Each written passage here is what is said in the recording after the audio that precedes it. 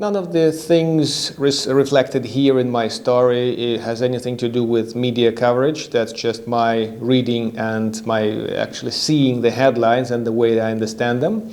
And the facts I'm sharing with you as a private person and not really as something in the official capacity. Hey guys, I'm Andrei, a certified translator and a real estate concierge based here in Minsk, Belarus. My major business now is relocating people to Belarus, so I'm dealing in all spectrum of services from visa support and immigration services to finding people the right way to settle here in Belarus, short term or long term. Short term would be over 90 days. For those who are already in the context, I would like to voice special greetings. This is the one but last update this year. Somebody told me that sarcasm increases the risk of heart attack, so maybe it may be my last. Let's see what happened in Belarus and throughout the world. The traditional part of our update is about travel to Belarus. Those of you who are waiting for better days, I'm afraid the better days are not going to come. I guess they're not on the list since 2000 and 2021. Basically, so every year is just not like the previous one, and for now, travel to Belarus is restricted by the natural, or let's say unnatural, geopolitical hurdle in the south, but you can still fly in via Istanbul, Dubai and several other layover points, and you can still come by land, which in most cases would require a visa, which is not really a problem to apply for.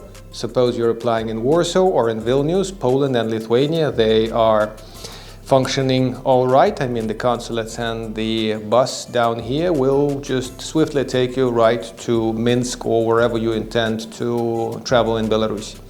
On top of the visa application, which may seem like a bad deal and a hurdle to our foreign friends, mostly Western friends, and Belarusians are quite used to applying for all sorts of things, carrying 5 to 10 pieces of paper in one application, so Belarusian visa is really easy to get compared to that. The other issue may be Western cards are not working super properly here in Belarus. Some 30% transactions get declined, so this may necessitate having some cash, which some of our Western friends aren't easy carrying about. And still, that's part of the local life, part of the way of life. So if you want to travel to Belarus, you're going to an off-the-beaten-track place, get yourself insured of sorts, grab some cash, and feel competent on the spot. Last but not least, EU citizens, it appears, except for Denmark and the UK for obvious reasons, are allowed to spend 180 days in a year. More specifically, they're allowed 90 days in the frame of 180 days from the day of their first visit. So this way, on short-term visas, EU citizens can spend basically half a year in Belarus, just like that. And the same thing applies to Belarusians, although getting a visa for us to go to Europe now is a little bit challenging, quite a little. The very last but not least thing is about people from the countries that sanctioned Belarus and Russia. There are no issues coming out of that for you. There are no counter-sanctions imposed onto people either traveling here or residing here. And all the frantic research of any American or English person looking for local English or Americans, asking them, oh, how are you doing? I read this American state website. Guys, it's very simple. You either stick to the American official travel websites that tell you that Americans get eaten on the street here, or you can just travel here with some cash and maybe your cards, some of them are still working, and experience the whole place yourself if you are in line with the geopolitical situation around Belarus. So let's talk about that a little bit. It's very obvious that the war is going to be long-term for various obvious reasons and some not so obvious reasons. Neither party wishes to lose. And of course, all sorts of experts are saying that Belarus neither has potential nor strategic intentions to get directly involved in the conflict with Ukraine. Again, we mean the land effort and the direct involvement, so we can avoid the speculations about total non-involvement and neutrality. Politically and economically, the sanctions are affecting Belarusians, so let's look closer at what sides of our life get affected. For instance, visa support has become outrageously expensive. The backlog of applications is rather rather bad, and the visa agents are charging twice their normal charges. On top of this, the Foreign Ministry Consulate Division that verifies the documents, that legalizes the documents, issues apostille, is jammed until May next year. That was from a couple of months ago. Now I'm not sure how long is the queue for the people leaving Belarus. There is, however, a solid trail of foreigners coming into Belarus, not so solid lately. Maybe more people will draw their relocation plans after January and February electric bills, or whatever the democracy in the West offers them. Let's see how that's gonna develop. Speaking of relocation, I've just finalized a case. People were coming from New Zealand, a fairly horrible place from their word, by the way. And the plan is obviously to buy some large accommodation. So we settled on a one-bedroom apartment, which cost about $55,000. Some 30 square meters large, very handsome central location. So if you're looking for a one-year rental in central Minsk, something modest, unpretentious, third floor, very good view, send me a message. The contacts are under the video. Generally, the message is the one-bedrooms have become quite more expensive in Minsk out of a sudden.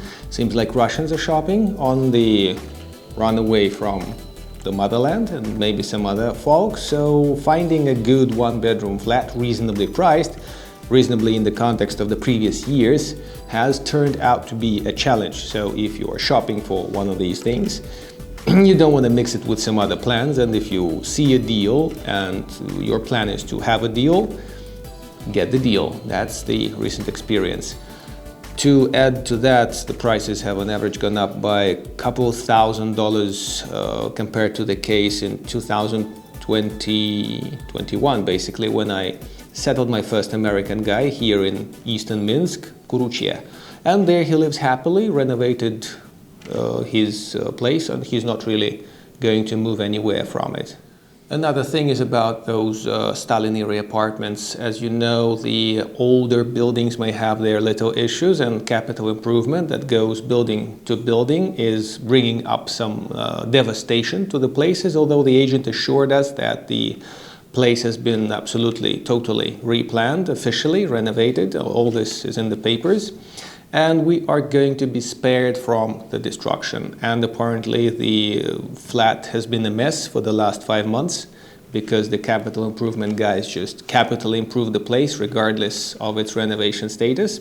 This could be moderated in its own way, but we are standing by to file a claim to the real estate guys and see how much they value their reputation in return for the money paid for their verdict of a clear deal and handsome good investment. There is a fairly cool load of snow on the streets. December has been quite winter-like. Sometimes in the previous years we didn't have any solid snow cover until mid-December. Late December brought us the first frosts. But just the day after tomorrow they say it's going to be -10. The snow cover is quite solid. You can see it on the screen. And the winter may bring its own winter challenges, just like it did to our ancestors 50 and 100 years ago. It's unlikely we'll reach -30 this winter, but last year it was -30 in my area in Stolpce, the very famous Stolpce we've been talking about for a while. And this may affect the way of life in its own certain way. We discussed living in Belarus in one of the previous videos in winter. Tax legislation is getting updated in the new year. Base unit is likely to be 34 rubles, could be 35, it's just my wild guess. Taxes are going up. The different modes of self-employment are split into having employees, not having employees, and other factors. And the people who are completely self-employed, like very, very much self-employed without any bosses or any employees, will have to pay 10% income tax with 60,000 ruble income per month. If they exceed this point of earning, they will have to pay more. I'm not sure if they'll be doing that, but then that's just about the general trend. The taxes are going slightly up. I guess in your respective countries the taxes aren't really going down or aren't scrapped. So if you enjoy the taxation legislation in your country, please share in the comments below. I'll just add that generally income tax here in Belarus is 13%. And depending on your industry and mode of employment, there may be other related taxes going into the pension fund wired by you or your employer. It's just to keep the current old folks living.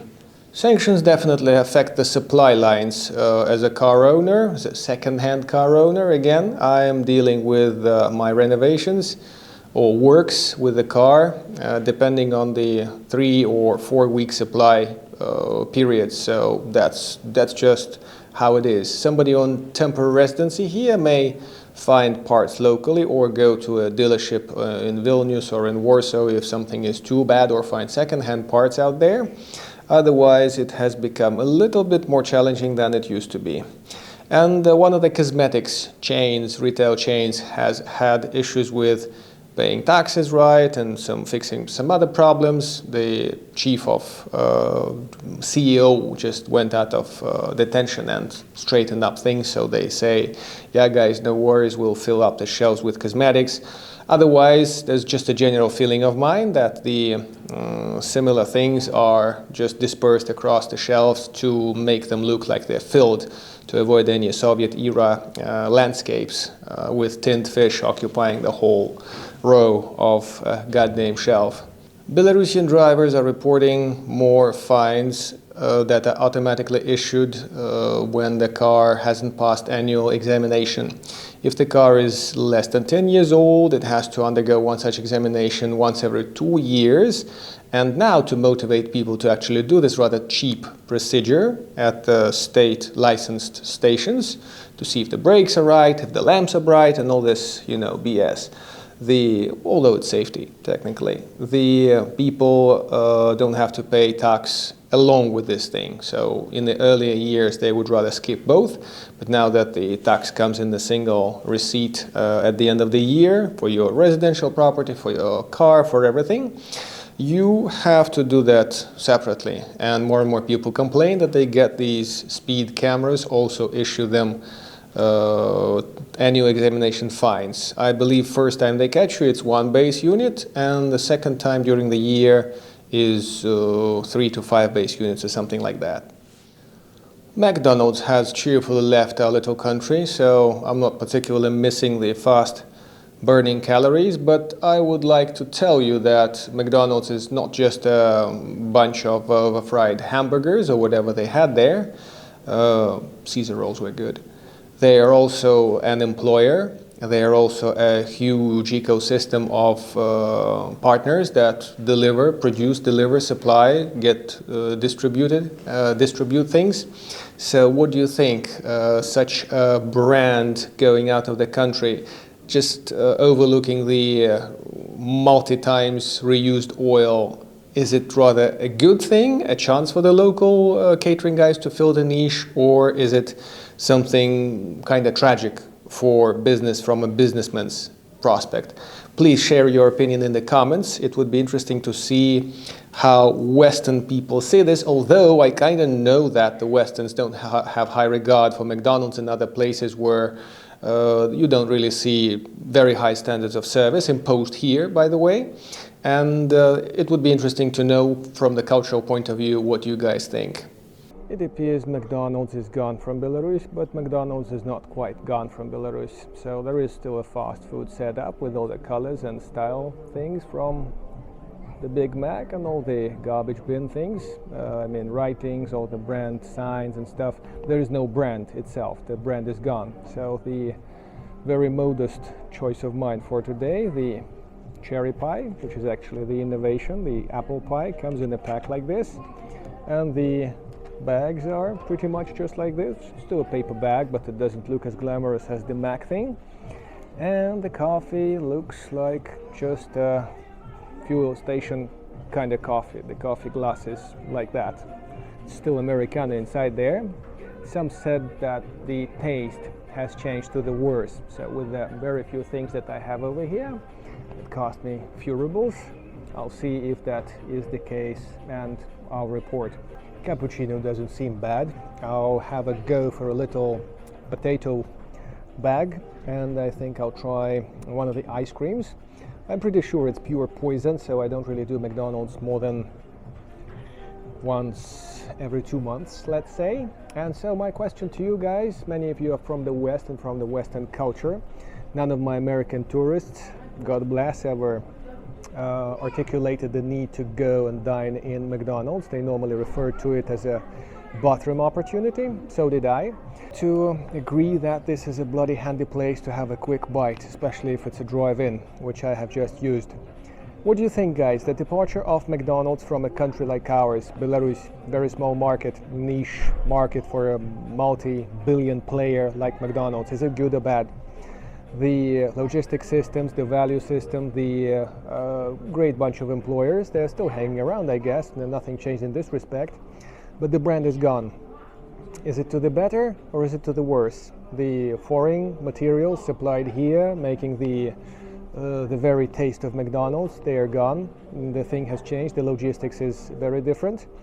Is it good or bad? Tell me what you think. We'll be happy for any feedback down below. Upon some fighting with temptation, I guess I'll pass on the potatoes and we'll leave it to the experts to judge about the change of the recipe. I think I'll have an ice cream with caramel jam or sauce or whatever they call it. I guess there's little to do with dairy farming in that ice cream, but I'll see if it tastes the same way. Well, it seems all the gadgets are still working and the whole concept is still kinda live and kicking, which is good for the locals, and there aren't too many foreigners to be perturbed by that or the opposite. And for me, it's time to embrace the harsh Belarusian reality with that snowfall outside. Let's see what's going on out here. Vitebsk, our northern capital. Yeah. I have previously reported that Polish border control were very keen to not allow any non-EU people from Belarus into Poland, even though some of my folks, a Canadian guy, had that flight from Warsaw next day after he came. That was nearly a year ago, but this thing persists through the year and people just get kicked out from the Polish border back into Belarus. So a more serious way to plan it would be to leave through Lithuanian border. That will not get you any bureaucracy or any idiotic questions. And it seems like the trucks are also being sweated by the Polish customs that are taking their while to check things and to fill the forms and to do all this shit. And it's kind of interesting that again, nation is showing to simple people, a certain nation is showing certain people that they are unhappy with their conduct, that they have to suffer because the higher echelons of their government are doing something wrong. So that's kind of unfortunate, but that is a given fact.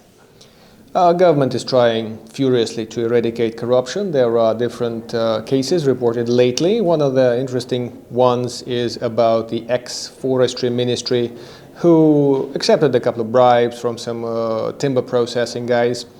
And, well, this is just an everyday case thing here. I mean, people get caught. The bribing is a very, very bad and no thing. And by the way, when you're walking into an office, you may avoid any sorts of chocolates, wine bottles, or any other bullshit, because this is technically a bribe and something very much frowned upon. Unless you've known somebody for more than 1 year and it's your company brand stuff, like a card holder or a calendar, this can be accepted, something that's under $20 worth. And the rest is very much a no-no. So if you want to get the business straight, just avoid any bills and any strange banknotes in your passport and in your papers. And a few more light news to conclude this video issue. A cardiologist has warned people against using energy drinks. He says that the bubbles, the salt, and the other things in them are wearing out the body too fast, which is kind of obvious, so using them daily is not a good idea. And that's what they put in the local newspapers. The guy said that drinking, smoking, and too much salt in one's diet create heart issues. And that's, by the way, one of the major killers here in Belarus after cancer. After basically number one, cancer follows, then go other issues, and number 4, death causes suicides, I guess. But we have very much improved and left the top 5 of the world's worst countries in that respect, and we're number something 30 or whatever. Guys, the prices have been ordered to be stable, and the suppliers and producers are struggling pretty much to keep it that way, because the guys who control and the guys who control the guys here in Belarus make sure pretty passionately to avoid any price increases. So at a certain point in the economy, it should create a certain strain on the traffic and on the operators, and it's going to bring up some inflation higher.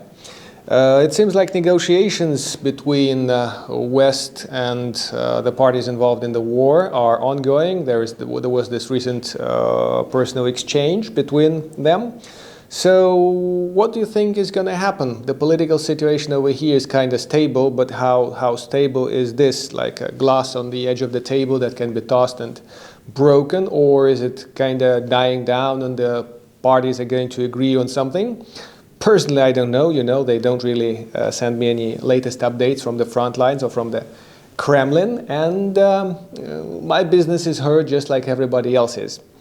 So tell me what you think, if it's going to be a military victory of either side, or the West, which is now pretty much thinging budget-wise, is going to hush it down somehow by stopping supplies to Ukraine. What's your opinion, guys? It would be interesting to know.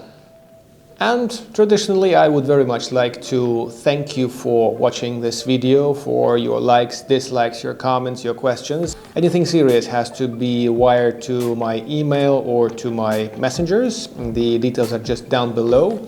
If you can help the channel with $5, $10, $20, if you can afford that for Christmas or something, that would be really lovely, because there isn't much traffic on my desk now. And it would help to film more things and cover more events in Belarus. We'll try to put in a few more social videos with some good guys from around here, and some videos about tips and tricks on surviving. Otherwise, thank you for watching. Stop by for a coffee when you're in Minsk. The final meeting of the year is this Sunday. Details are down below. See you when you're in Minsk. Thank you and stay safe. Cheers.